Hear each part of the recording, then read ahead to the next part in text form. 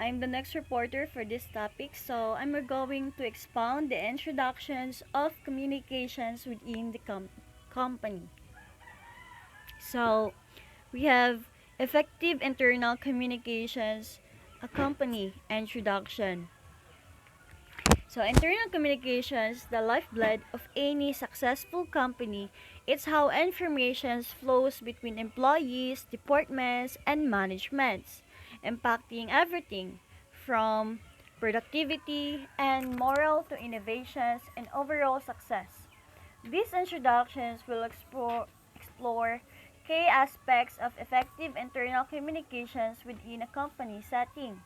So before we proceed to the main topic, I have here questions about why is internal communications is very important.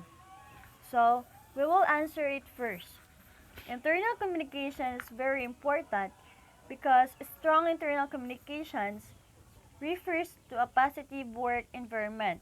When employees feel informed, valued, and connected, they are more likely to be engaged, productive, and committed to the company's goals.